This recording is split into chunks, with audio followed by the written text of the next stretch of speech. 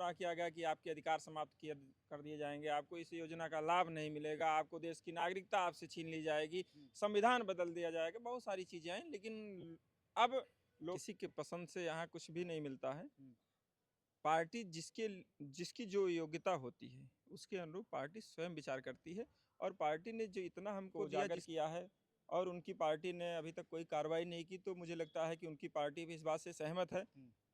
आने वाले दिनों में आपको स्वयं दिखेगा। और ब्राह्मण जो है वो हिंदू समाज 25 करोड़ प्रदेशवासियों का अपमान कर रहे हैं, 140 करोड़ देशवासी का अपमान कर रहे हैं। हमारे जो माननीय प्रदेश अध्यक्ष जी हैं। नमस्कार, आप देख रहे हैं नेशनल अयोध्या। मैं स्वागत करता हूं। मैं बात करूंगा 2027 में होने जा रहे उत्तर प्रदेश के चुनाव को लेकर।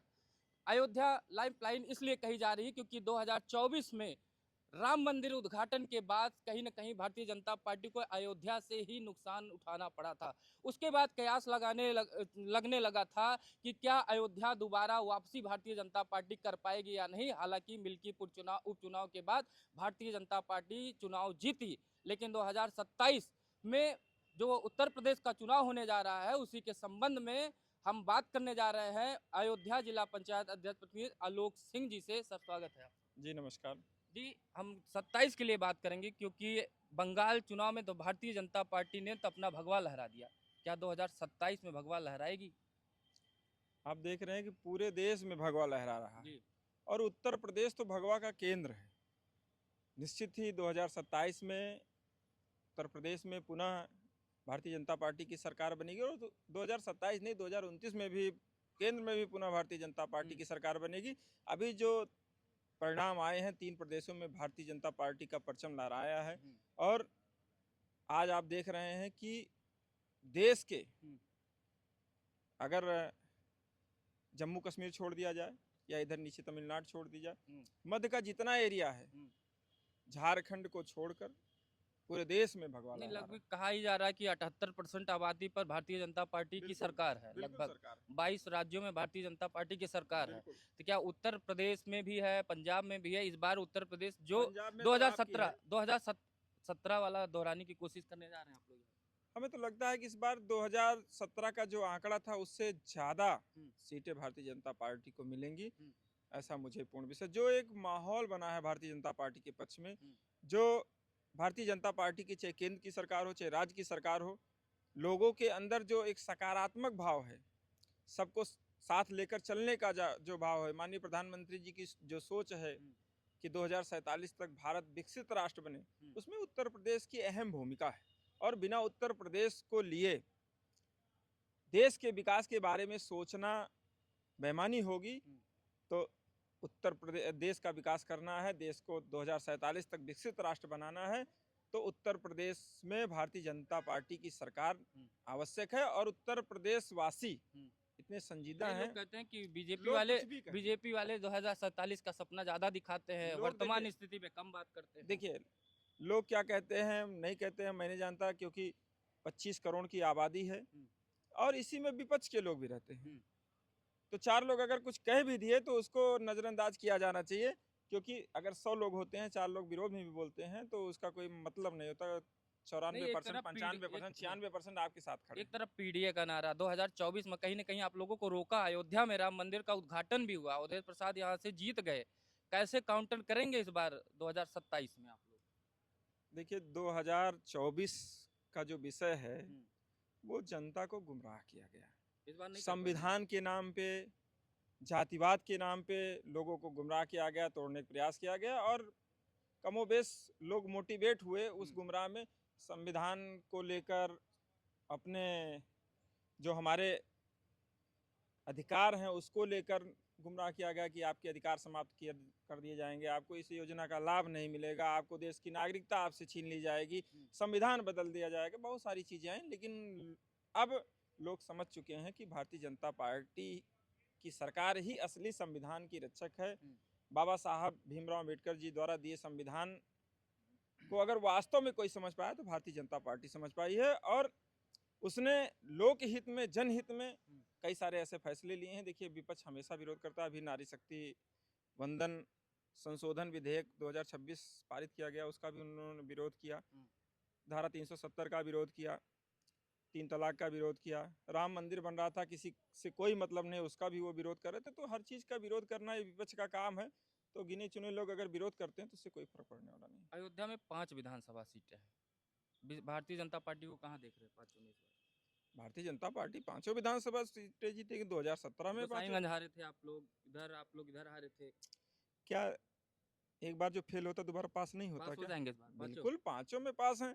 2017 में जो स्थिति थी 2027 में वही स्थिति होगी। 2022 में जो गलतियां हुई हैं उसको हम लोग सुधारेंगे, उसको 2024 में जो गलतियां हुई हैं उसको सुधारेंगे। देखिए मिल्कीपुर का उपचुनाव हम लोग जीते और आगे 2027 में 5 विधानसभा जीतेंगे, ऐसा मुझे पूर्ण क्षेत्र विश्वास में एक चर्चा चल रही है कि जिला पंचायत अध्यक्ष आलोक जी जो है इस बार चुनाव लड़ने की, विधायकी लड़ने की पूरी तैयारी में है। तो कोई सीट वगैरह पसंद किए आप वास्तव में, या जनता सिर्फ कह रही है, आपके प्रशंसक कह रहे हैं कि आपको चुनाव लड़ना चाहिए? है। देखिए मैं भारतीय जनता पार्टी का एक समर्पित कार्यकर्ता हूँ हम्म, और किसी के पसंद से यहाँ कुछ भी नहीं मिलता है। हम्म, पार्टी जिसकी जो योग्यता होती है उसके अनुरूप पार्टी स्वयं विचार करती है। और पार्टी ने जो इतना हमको दिया जिसके योग्य हम थे ही नहीं, उसके बाद भी इतना बड़ा पद मेरी धर्मपत्नी को इच्छा तो दिया। होगी ना सर? देखिए राजनीति में जो भी आए इच्छा तो सबकी होती है हम्म, और कोई भी ये नहीं कह सकता कि हमारी इच्छा नहीं कि हमको ये पद ना मिले। हम्म। जब कोई काम कर रहा है तो किसी न किसी प्लेटफॉर्म की आवश्यकता तो है ही। बिना प्लेटफॉर्म के काम करने में कठिनाई तो आएगी। पसंदीदा सीट है कोई आपकी? देखिए फिर वही बात है, मैं आप उस चीज़ को मत बार बार बुलवाइए।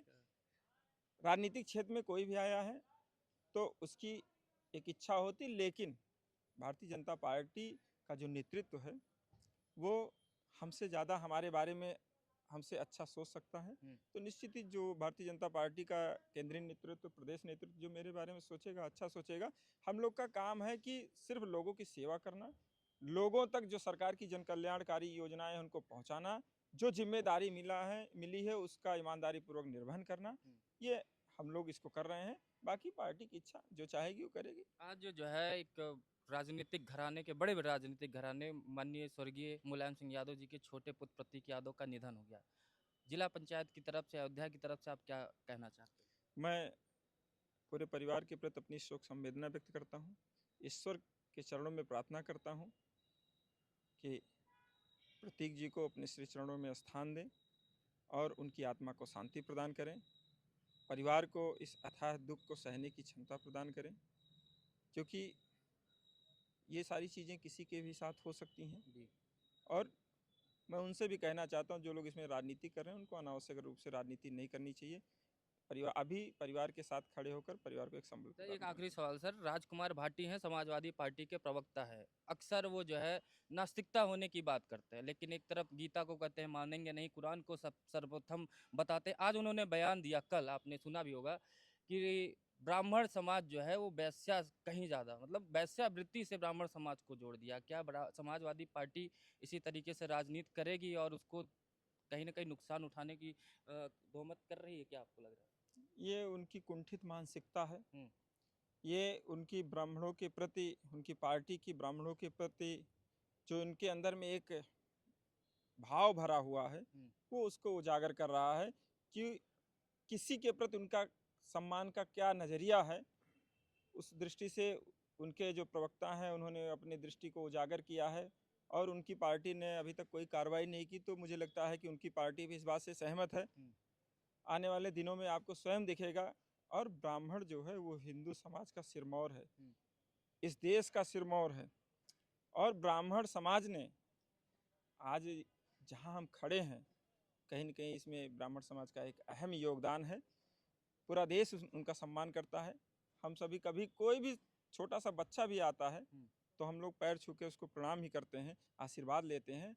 ये सनातन धर्म में ये मान्यता रही है, ये सम्मान रहा है। हिंदू धर्म में ब्राह्मणों का सम्मान रहा है, हम सभी सम्मान करते रहेंगे। जो विरोधी मानसिकता के लोग हैं, आज जो माहौल ख़राब करने का काम कर रहे हैं, वो जातिवाद को बढ़ावा दे रहे हैं, एक दूसरे को बांटने का काम कर रहे हैं, एक दूसरे को काटने का काम कर रहे हैं, ये उनकी गंदी मानसिकता है। वो सिर्फ वोट की राजनीति करते हैं, वोट की राजनीतिक उनको कहाँ क्या फायदा हो सकता है, उसके लिए किसी का भी वो अपमान कर सकते हैं। आपके किसी को प्रदेश किसी अध्यक्ष को का कुछ भी भी आपके प्रदेश मैं अध्यक्ष कह का रहा भी हूँ ना, अपमान कर दिया। उन्होंने कहा कि उनकी रीढ़ की हड्डी टेढ़ी है, क्या काम करेंगे प्रदेश के लिए। तो भारतीय जनता पार्टी में आक्रोश देखा जा रहा है। आप लोग क्या कहेंगे कि आपके प्रदेश के अध्यक्ष कमजोर है क्या? वो 25 करोड़ प्रदेशवासियों का अपमान कर रहे हैं, 140 करोड़ देशवासी का अपमान कर रहे हैं। हमारे जो माननीय प्रदेश अध्यक्ष जी हैं, वो केंद्र के सरकार में मंत्री हैं, प्रदेश के हमारे अध्यक्ष हैं, और वो पूरे देश को अपनी सेवा दे रहे हैं।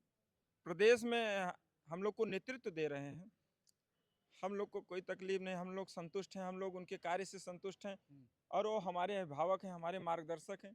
भाई आप अपने घर में देखो ना, हमारे यहाँ क्या हो रहा है, इससे आपको क्या मतलब। एक तरह से देखा जाए तो उनका उद्देश्य यही है कि सबका अपमान करना, वो चाहे किसी बिरादरी का हो, किसी व्यक्ति का हो, वो अपने फायदे के लिए किसी का भी अपमान कर सकते हैं। लेकिन अभी उन्होंने नारी शक्ति का भी अपमान किया, पूरे विपक्ष ने किया, और उसका खामियाजा भी देखिए। अभी तत्काल प्रभाव से 3 प्रदेश में भारतीय जनता पार्टी की सरकार बनी है।